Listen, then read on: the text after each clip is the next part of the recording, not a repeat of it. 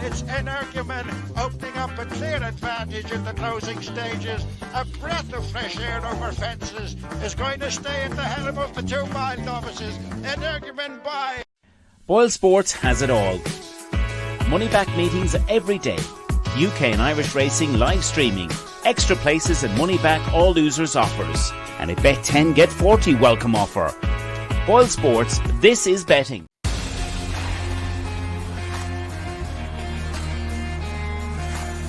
So, hello and welcome back to the Champ.ie podcast, episode number 38 of the season, the biggest week of the year. It is, of course, Cheltenham Festival time. We're having a day-by-day look ahead to the Cheltenham Festival, and I'm going to be joined for the week by Steve Hamilton. Steve, great to have you. You've been a pro betting for the last 33 years, and as we said before air, you've stayed the trip. Exactly. Good to be here, Barry. Really looking forward to it. And as you've just mentioned, it is the highlight of the well, I think of all horse racing, this week's the highlight, including the Royal Ascots and what have you. But obviously, I'm a great National Hunt fan and can't wait for this week to get going. And just a little bit, Steve, obviously you've been betting for the last 33 years professionally. Delighted to be joined by you for the week to get your insights and your thoughts looking ahead to the Cheltenham Festival. So something a little bit different for our viewers. I suppose tell us a little bit about yourself for those maybe that don't know you. Right. Well, as I say, I've been full-time for 33 years. I did quite a few years apprenticeship, went through, I suppose, what lots of punters go through, the ups and downs, the going into a betting shop at that time. When I first started, there were no videos. It was just purely commentary. And going through that process of doing your money, having a really, doing a week's money in an afternoon. And then actually, I said to myself, if I want to do this, is it feasible that I can make it pay? So I did a dealer research, went to the track, introduced myself to a couple of who I knew were punters at the time on the track, questioned them. And as I say, it was probably in total around a 5-year apprenticeship before I was actually confident enough to go on the track full time. And then when I started, you could only bet on the track. We had off-course betting tax in the UK at that time. So basically I was racing 6-7 days a week, traveling everywhere, width and breadth of the country.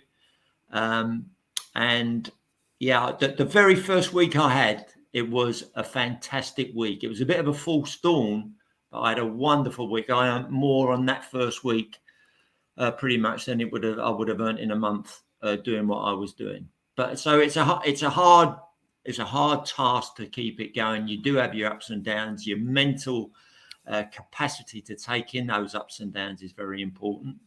But here I am, as I say, I've got the trip. Biggest week of the year, Steve. Anyone wants to check out Steve's website, you do have an advisory service, Steve, and it is, of course, slh.co.uk. So kick off with the big one on Tuesday, 1:30. It is the Supreme Novices Hurdle. Facile Vega 2-1 heads the market. Marine National, he's 4-1 in the betting. Ilete Tomp for Willie Mullins 5-1. Timuris 8-1. High Definition 12-1. Looking at some of the recent stats of the last decade for this race, where Willie Mullins has won 5 of the last 10. So certainly has a decent record coming to the Supreme. 9 of the last 10 winners have at least won a Grade 2. So that's an interesting stat, I thought. And 14 of the last 15 winners have won twice or more over hurdles. So that's just some of the key stats. What way do you see it? What way do you analyse the Supreme Novices Hurdle? Well, what I do initially, obviously, I'm in the UK and I'm looking primarily at UK form. And unfortunately, the start the Supreme, I think, is going to be represented in a lot of the other races, in that the Irish have got an extremely strong hand. And when you look at the strength in depth of the William Mullins stable, the horses you just mentioned, what has he got? The front of the market is dominated by his horses. When I looked at our horses, the shortest price in the market is Timuris, the Paul Nicholls horse that won the Tolworth at Sandown. which to our line of form, to the UK line of form, is pretty strong form. The horse looked pretty impressive there. And the other one that I would just mention from our side of the water is Rare Edition. It's a Charlie Longston horse. There was a piece of form. It beat Rubel, the Nichols horse, at on Boxing Day over Christmas. And that form now looks pretty solid again, as far as UK racing is concerned. But the horse did get turned over at very short odds at Huntingdon. And that was a disappointment to me because I thought the horse was pretty decent. So basically, I would be amazed, as the market suggests, nothing new here if the Irish don't win the race. I think for me, looking at it, to get involved professionally, I can't find an angle in because Facile Vega did disappoint last time. There were valid excuses apparently, but it was very well beaten. And backing a horse at 9-4 after a performance like that, I would find would go against the grain with me. And I think El Eterton, basically who beat Facile Vega on that occasion, would arguably be the value for me. The other one that I would mention is Marine Nationale, who could be anything. It's only had the 2 starts. It's not run since I think it is before Christmas. Had a couple of months off. The Royal Bond, yeah. Yeah. All I would say is that apparently from what I've been told, that was the plan. They were going to go to Cheltenham being a fresh horse. How does that tie in with the stats that you just mentioned, though? That's an interesting point. Because the horse is relatively lightly raced. Yeah, very lightly raced. And that might be a small, I suppose, worry with Marine Nationale for me would be his experience, Steve. You mentioned Elete Tomp. He's obviously the most experienced in the lineup in the Supreme. He's had 6 starts, obviously a second season novice, which I think will bode him in good stead. I mean, he looks a different horse this season. He's obviously wearing the hood this year. I think that seems to have worked on him. He was very, very keen in the Triumphant last season when Danny Mullins rode him. He finished 5th. Yeah. And if you watch back that rerun, I was amazed that the horse finished 5th. He must have a massive engine for how hard he tanked in the race. He gave Danny an awful time. Danny knows the horse. He's a better horse this season. Interesting for me, Steve, the way this race is going to be run. So you mentioned Rare Edition. Like, there's plenty of pace in here with the likes of Rare Edition, High Definition, Diverge made the running or was quite prominent at Punchestown. So I think there's lots of pace in this particular race. My worry, you mentioned Timurus. I'd just be worried, would he get maybe taken off his feet early in the contest? I'm not sure whether he has the real sharp, 2 mile speed for, the new course day one where they're going to go hammer and tongs. My worry, for the likes of Facile Vega would be, he was very, very keen. He obviously got locked in a battle with High Definition. Could it turn into a little bit of a burn-up? And for that reason, maybe a horse coming off the pace, Elete Tomp, was quite happy to take a lead last time. Danny was happy to take a lead on Elete Tomp down the back. And he seemed to get a second wind. And he just arrived there, obviously, at the second last, coming really tanking into the race at Leopardstown at the Dublin Racing Festival. The time was very, very good. I think the race was run to actually put up a big time. So unofficial ratings, he's 155. I think he's exactly as you said. I think he's the one to be with here at 5-1. And I suppose, given the fact that you just don't know, is he going to definitely settle in the race? His jumping has improved this season. I get that. But just, he has a history of pulling hard early in his races. And maybe if that did happen, is he the best bet in the world, to place at even money? I would say win only Elete Tomp, maybe, because if he runs his race, I think he's going to be banged there. I think it's going to be hard to beat him, Facile Vega or no Facile Vega. Well, if I look at Facile Vega on that last performance with Elete Tomp, basically, it's hard to see why there should be such a discrepancy in the prices between the two. You'd have thought really they had a similar type of chance, because those doubts you've just mentioned about Elete Tomp with it pulling hard, therefore will it settle, therefore will it get up the hill? But you've got this doubt with Facile Vega. Well, it's got to return to somewhere near its best after that disappointment last time, albeit, as I say, that there are excuses there. You just mentioned Tamuras. I would agree entirely with that because it was testing ground in the Tolworth at Sandown. And I think the ground will probably be soft tomorrow, but it won't be as testing as it was at Sandown. And I agree. I think the horse could get run off its feet. I do keep my own private handicap, which I've been doing for 15 years or so. And strangely enough, rare edition, for me, I've got marked up a few points ahead of Tamuras. So of the UK horses, it wouldn't surprise me to see rare edition go well. But going well against the Irish, it could finish 5th or 6th. I was just going to say, if you were to ask me for the first in order, the first 3 home, I would say Alette Tomp the best of them, and probably the value bet at about 5-1. Correct, that's more than fair. In the Pocket is an interesting runner we didn't mention. I would have had him. He's a closer. He finished second to Alette Tomp at Christmas. I think with this horse, there's a lot more to come. The JP runner in here, and I just think coming from off the pace once again, In the Pocket could run a big race at 16-1. I think he could hit the frame here, and Facile Vega. I mean. Right. Would you expect him to bomb out once again? I don't know. I'd have it in that order. Let's say Tomp In the Pocket, maybe a danger to run on late, and Facile Vega. Right, right. As an enthusiast, if you're wanting to have a bet, then fine. If I had to have a pick, Tomp would be my pick. Fantastic, Steve. So everybody, we're encouraging listeners, obviously, to once again put in your selections for day one. So the 7 selections, and we've upped We've upped the requirements. You must have 3 winners or more to qualify for the draw for that €25 free Boyle Sports bet. Right. Next race, obviously, Steve, is the Arkle. It is race number 2. It's the 2:10 race, obviously, for novice chasers over the minimum trip over 2 miles on what is the old course. A lot of people have this as a match, El Fabiolo and John Bon. I give Dysart Dynamo a live chance. What about you? My impression after John Bond's latest start, when it only just won at Warwick, in the end he stayed on well to win quite comprehensively. But going down the back straight at Warwick, his jumping wasn't that fluent. He was going slightly right-handed, which certainly if he repeats that at Cheltenham won't be in his favour. I noticed that. And I think my instinct after watching that race, and it still is to oppose John Bon. Obviously, as you just mentioned, El Fabiolo ties in with John Bon off their Aintree hurdles form from last season. There's nothing to choose between them off of that form.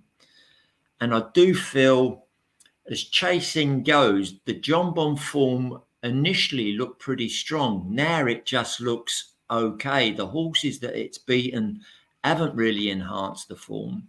It actually, when it beat Calico at Warwick last time, Calico went on to win subsequently, but only just won a handicap of a 137, and that wouldn't be strong enough, I don't think. So, to summarise that, John Bon, as I say, I think at 7-4, I'd rather be against than with. El Fabiolo certainly got a chance. Dysart Dynamo, I agree, is going to be up there on the pace straight from the off. And I also think there's a couple of others, Sam Roy of Willie Mullins, who's got some hurdles form that would be at least as strong as John Bon and El Fabiolo's hurdles form, although he's an 8-year-old and possibly his jumping could let him down. And there's a couple of others in there that I wouldn't completely discount. So I think Dysart Dynamo being in there is going to set it up for what's going to get up the hill the strongest. It could just be that John Bon, if it jumps adequately and is there coming to the final fence, will stay on strongly. But at 7-4, I wouldn't risk it at that price. I have to agree. I did notice his jump, and a lot of people, seem fixated on Calico and on ratings and, John Bon underperforming. But the one thing I took out of the race is exactly as you said. He did shift quite a bit out to his right. And going around Cheltenham, that's certainly not going to do it. You'd have to think with Dysart Dynamo, as you mentioned, he's going to just bounce out. You know, he was running a good race last season before coming down in the Supreme Novices Hurdle. I think he's the best jumper in the race. If you look back at his 2 races, strictly from a jumping point of view at Leopardstown this season, I think he's the best jumper in the field. You just worry with El Fabiolo. I just wondered, you know, Leopardstown is a big, wide open galloping track. And I think that Arkle might have, you know, lended itself to more of a stare, which I think El Fabiolo is. His jumping, he's maybe vulnerable to the odd clanger, which is, I don't think on the new, you know, on the old course, I should say, tight track like Cheltenham on day one, when they are going a good clip, I'd just be worried that he could put in, you know, a bad mistake at the wrong time in the contest. John Bond, for me, I would rather be with Dysart Dynamo. And if he does get a lead, we're big and Danny Mullins up for a big day one. He rides the Lette Tomp, as we've mentioned in the first. And he's riding out of his skin this season, Danny Mullins. Obviously rode more winners than Paul Townend at the Dublin Racing Festival. If his confidence is up, I'll tell you one thing, I wouldn't like to be giving this horse too much rope. And I think the softer ground will suit him as well. So Dysart Dynamo, I think win only. I could see him being banged there, turning in.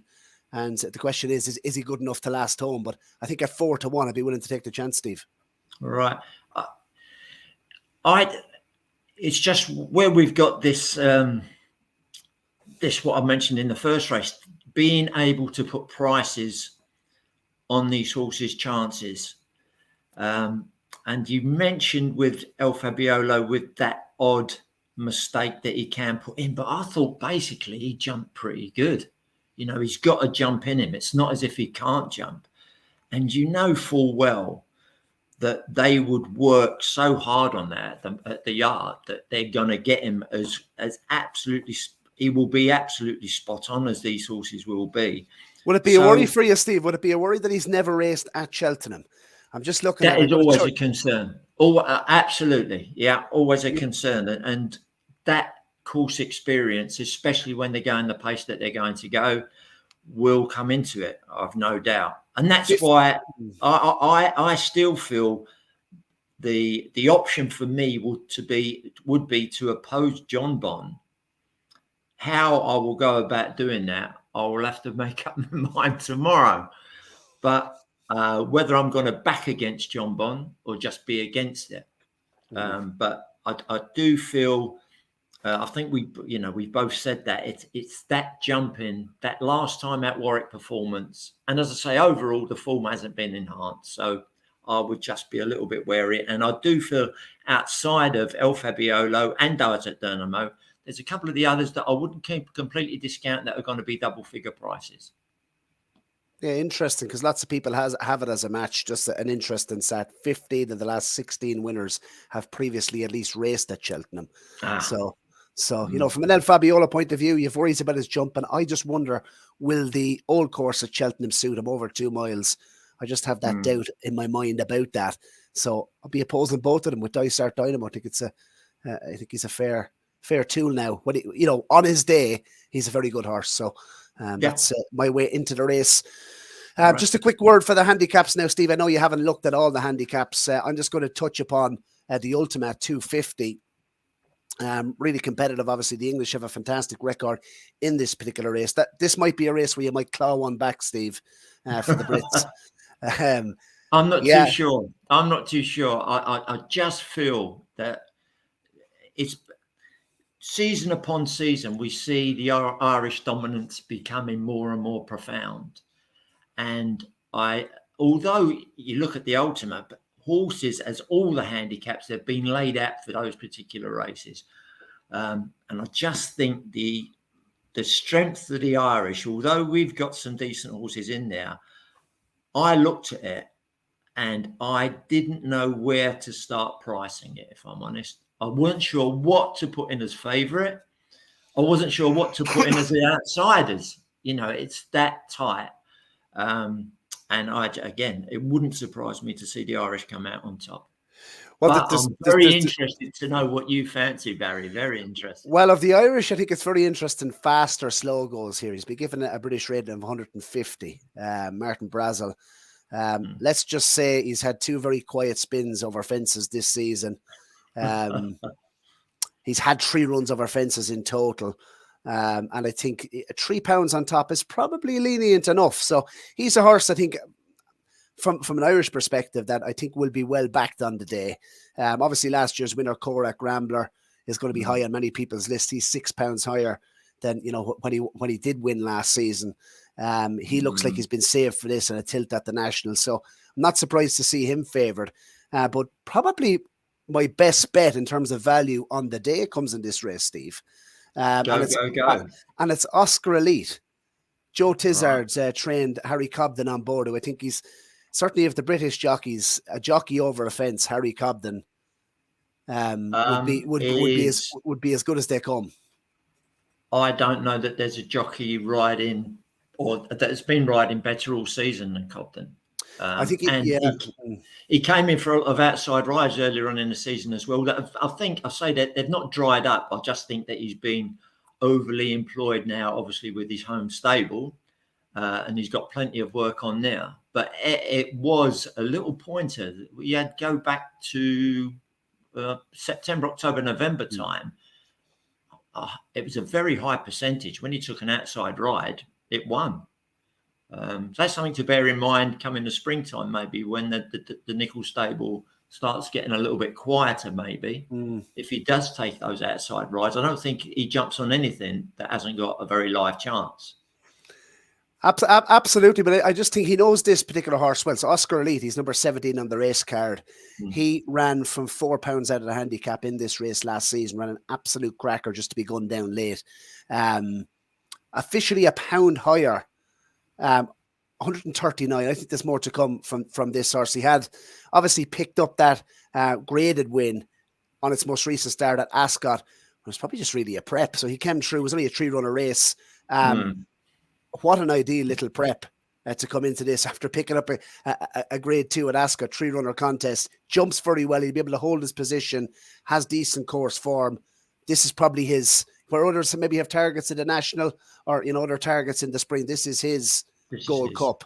And I just think Harry Cobden on board has to be a massive plus in these stay-in handicap chases at Cheltenham.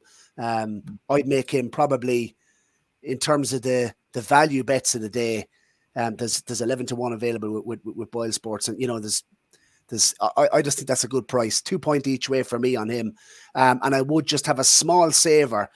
Is a bit of an unknown with Bombay Genius for John Joe Neal. Has racked up a bit of a sequence, so he's going for 4 wins on the bounce. Never raced at Cheltenham, but I think he's that McManus horse, Barry. No, Mobbig Genius, number 15 on the race card. Again, he'll carry less than 11 stone. I wasn't sure whether he was going to be declared for the race. He has been. Soft ground will suit him. And I think he's an improving horse. So a small saver on him. But I think Oscar Elite, he ticks many boxes for this race. So Oscar Elite for me in the Ultima. Now, Steve, this is one where the Brits might draw. So it could be 2-2 after the ChampionHurdle. Would you agree, Constitution Hill? Constitution Hill, I think a few people have said it, but after he won at Sandown last season, he's possibly one of the best horses I've ever seen. I think he will prove to be that, all things being equal, injury-free and what have you. But I really can't find any fault in him whatsoever. He jumps, he travels, he basically goes on any ground. And it was a Sandown performance on testing ground when he quickened up. And unfortunately, I've never been able to back him because he's always been extremely short price whenever he runs. But I fully expect him to win. Of the opposition, the horse that I do like, that, you know, it's a small field. I think we've got 7 runners now. But I like to move it. The Twiston Davis horse did definitely show some marked improvement to win at Wincanton. When he won the Kingwell. Now, obviously, Wincanton and Cheltenham completely chalk and cheese as far as what is required from a horse to win at those tracks. But he had proved previously that he could go at stiffer tracks. I think going left-handed is no issue with him. And it wouldn't surprise me to see I like to move it be in the places. I think all the horses will finish a mile behind Constitution Hill. However far de Bonville wants to win on Constitution Hill, I'm sure he will win. So, but just looking at the place part of it, unfortunately now we've only got the two, 7 only 1, 2.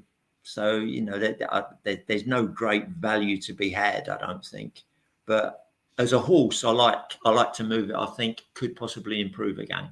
He put in a short one at the first, so I think it was his only mistake in what was a flawless round at Wincanton. Thought he was very, very good. Obviously, the ground being good during the winter period has benefited this horse. He's picked up, obviously, won the Great Wood, very impressive on that occasion. That was good ground. He's 4 from 4 on good ground. Would it be maybe? Do you think he's better on good ground? Would it be a slight concern with the more rain coming? It would. It would have to be. It would have to be. When you look, I always try to draw up a horse's profile, and you go, right, what are its ideal conditions for it to producing its perfect run? And that would have to be a query, obviously. That's why, getting back to Constitution Hill, if the ground was good, if the ground was heavy, it really wouldn't bother me with the horse. I just wish it wasn't 11 to 4 on. Wishful thinking. Constitution Hill will win, fully in agreement. I think State Man is an improving horse. He's so straightforward. I find it hard to see. I like to move it, nicking a place ahead of State Man. I think it's between the top two. I think obviously Constitution Hill will win. I do like Statement though. I have a bit of a soft spot for him. I think he's so non-complicated, and I think he's improving. Next race that we're going to come on to is the mares, and this is probably arguably, Steve, the most competitive race of the week. It's incredible when you look at the horses that we've got in there. It's just the big questions, I suppose, are is Honeysuckle as good as she was? This year suggests she's possibly not, but has she been running against horses that I think, again, on my ratings, she's performing below the level that she has done for the last couple of seasons. Epatante, is she as good as she was? She's been beaten by Constitution Hill twice this season. And I think, obviously, the reason that Honeysuckle's running here is that they don't believe they could beat Constitution Hill. The horse that does continue to progress is undoubtedly Marie's Rock.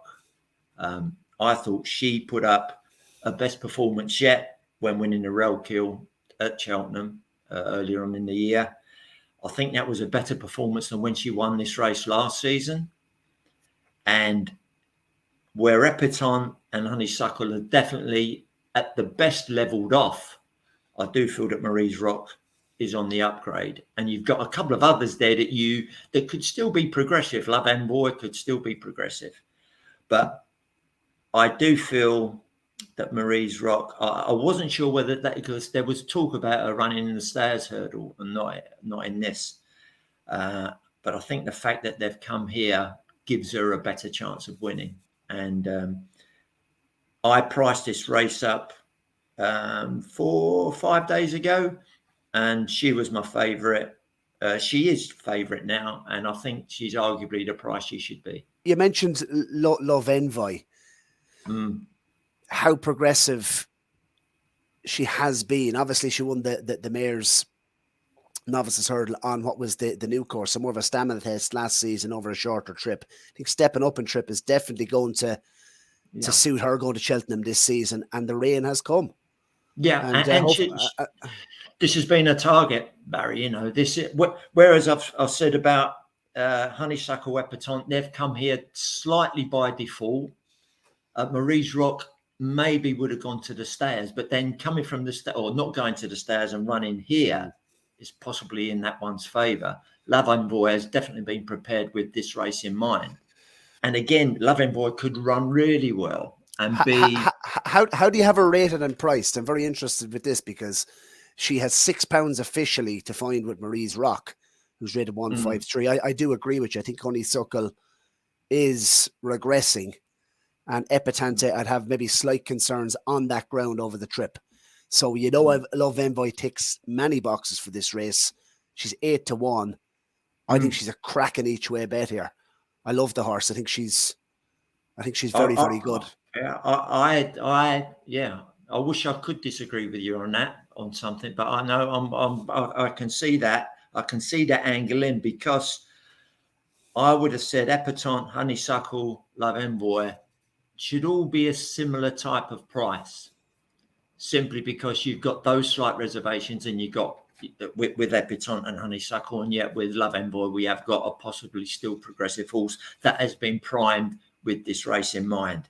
But I must say again, on my figures, Marie's Rock, I've got quite a bit in front of Love Envoy. And the thing that I suppose puts a very positive view on Marie's Rock's chance is that best figure that I've got for her was her latest performance. I'm not having to go back 1 or 2 or 3 runs. It was the latest run.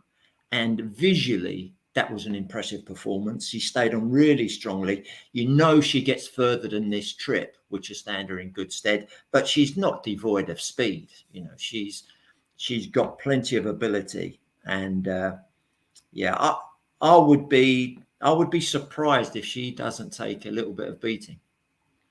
Interesting. Marie's Rock for Steve. I've gone with Love Envoy each way, but I do have massive respect for Marie's Rock. I'm kind of sad they didn't go to the stairs route, because I think that was maybe less competitive. The stairs is absolutely wide open, isn't it? And I did think, as I say, I did this race a few days ago. I did think that there was every chance she would go to the stairs, but I also think that for her chance, as I just mentioned, I think rerouting her here or keeping this option rather than the stairs option is a plus to her chance of winning. And she's pretty decent now. Absolutely. Sounds like you're pretty bullish about the chances of Marie's Rock. Right, Boodles, handicap, second handicap on the day, Steve. And yeah, this is for the juveniles, and obviously over 2.5 miles a furlong. The favourite in there, Takao, at 9-2. He's rated 135. Has been given plenty of weight by the British handicapper Biker. Whereas the cheap pieces for the first time for Charles Burns, that's 6-1. Bad, a big talking horse on the previous circuit, 8-1. Has yet to run in Britain, but has come for plenty of support. AntePost in the last couple of weeks. Risk Bell 9-1, Sir Allen 10-1. Danny Mullins will ride for Andrew Slattery, and it's 12-1 bar. Race that says, Steve, the Irish have had a pretty decent record in recent seasons. Obviously the first 2 in the market, Irish trained. Takao 135. He's been given plenty of weight. I've backed Biker at a bigger price, 10-1. He's obviously 6-1. Charles Burns puts Philip back up, claiming £5. The excuses are ready for the marked improvement. Cheap pieces are on for the first time. I think he's a nice horse. Has had plenty of racing as well on the flat for the Hannons before joining Charles Burns. 3 starts to qualify, 1 at Nace and penultimate. Handles good ground and soft ground. He's a big imposing sort. At 6-1, would it be going in again? I'm not too sure. It's a big competitive handicap. 6-1's probably about the right price now. Could I see him going off favoured? Yes, I think Takao has plenty of weight, and Bad is plenty short in the market. The one I did like in here was a horse called Punta de l'Est. If you're fancying Bad on his French rating, I think you have to give this horse a big shout here, especially given the ground conditions. Has only had the 1 start in the UK for the Skelton team, having won a Cansamere before the turn of the season. So he's not with the Skeltons all that long. But I thought he'd done plenty wrong in his start in France when winning very, very impressively. That was on heavy ground. It was good to soft ground at Haydock. He finished behind Beau Zenit, who was form closely tied in with Blood Destiny, who goes obviously for the Triumph and has a big fancy for Willie Mullins. Punta de l'Est, I think, will handle the ground. I think he's talented, and he sneaks in off 1-2-6 here. I think 14-1 it looks like good value. I could see money coming for the Skelton runner. Right. I've got to ask Barry with this, and it's this type of race in particular, is that we pundits, commentators, experts, you read in the press all the time, we talk about this value option. And basically, that's what successful punting's all about. You must obtain value. Now, from my viewpoint, this is personally as a professional viewpoint, how on earth you price this race up, I have no idea. There are so many imponderables. There's unknown horses. There's horses that have got an enormous amount of potential. The ones that you've just mentioned, when I look through the race, like you can find them all, but any of them could show improvement of a stone, 2 stone. What I would say about this race in recent years is that the horses that win it are very, very good. They all seem to go on to a much higher level. And although this is a handicap, I think it's a handicap by name only. You know, I think the first half a dozen that finish will all turn out to be very good horses. And as we see, that I think from last year, there was 1 or 2 that were in the first 8 that haven't really progressed. Basically, they get bottomed out in this type of race if they get in the battle. But there's a few of them that obviously have been laid out for it. We've not seen anywhere near what they're potentially can achieve, and we'll find out.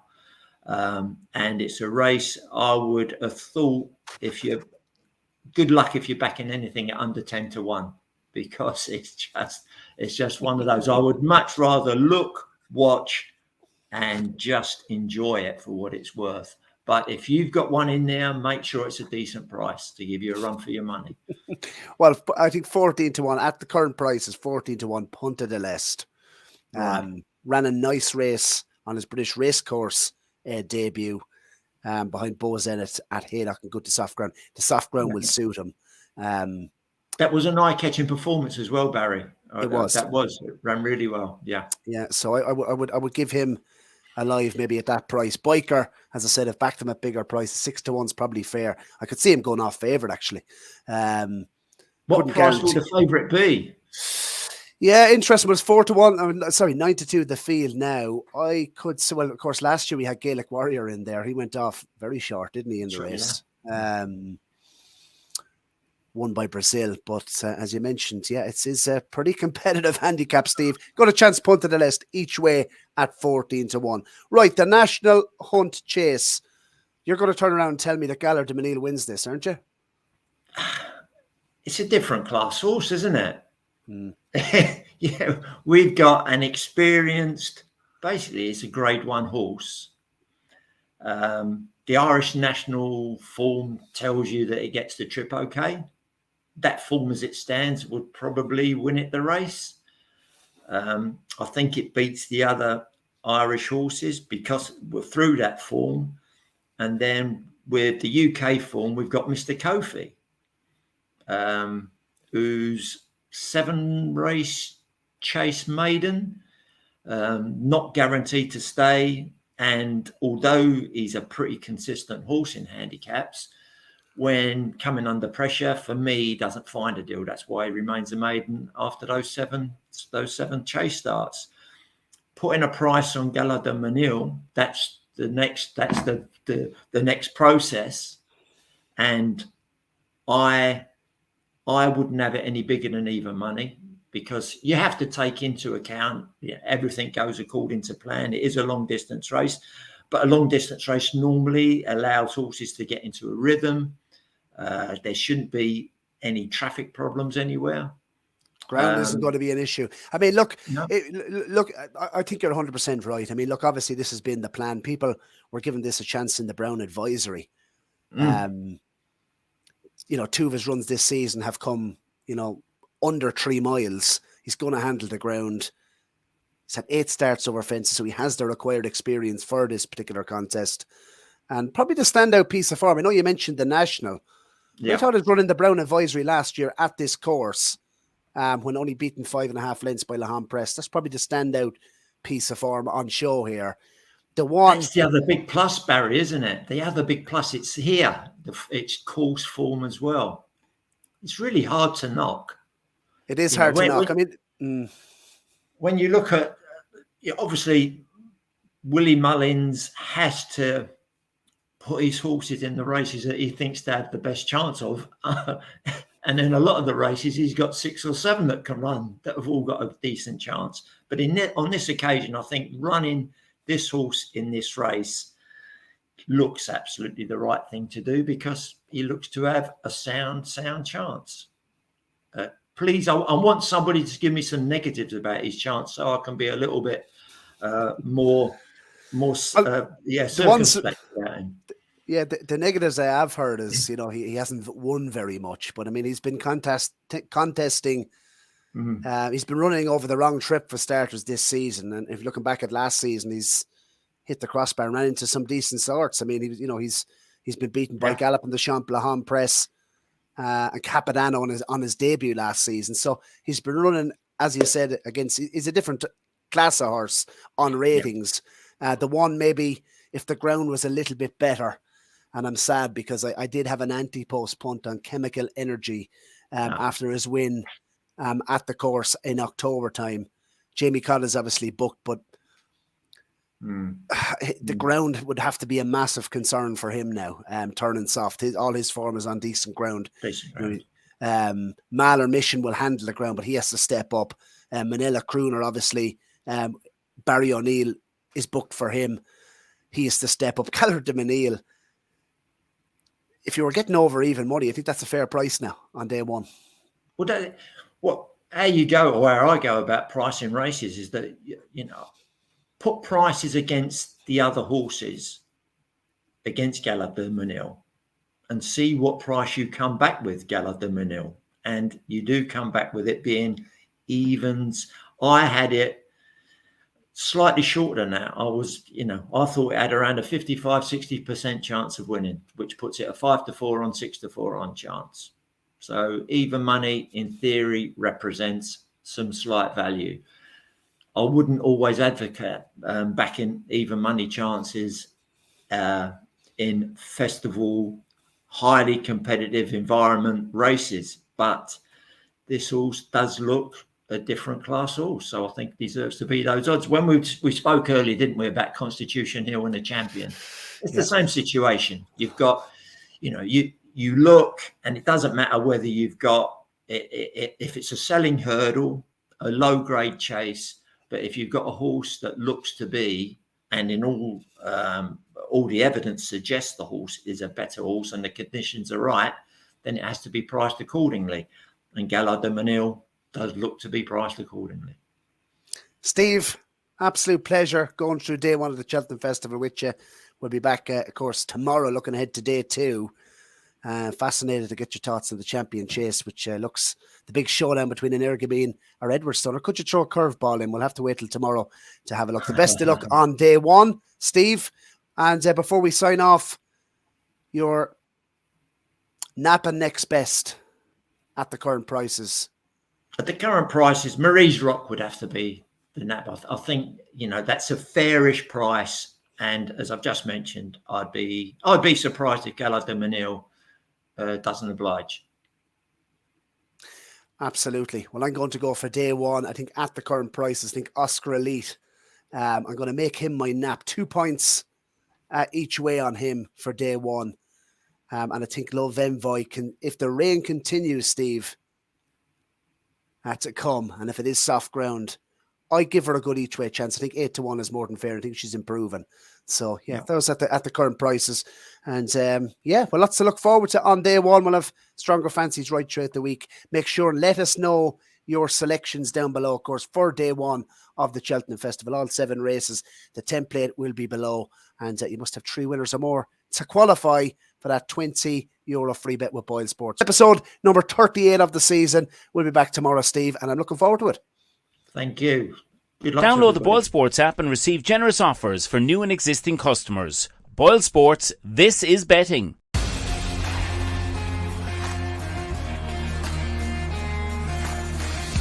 Inside the final 150 yards, this is a special year, and it's a It's energumen opening up a clear advantage in the closing stages. A breath of fresh air over fences is going to stay at the helm of the 2 mile novices. Energumen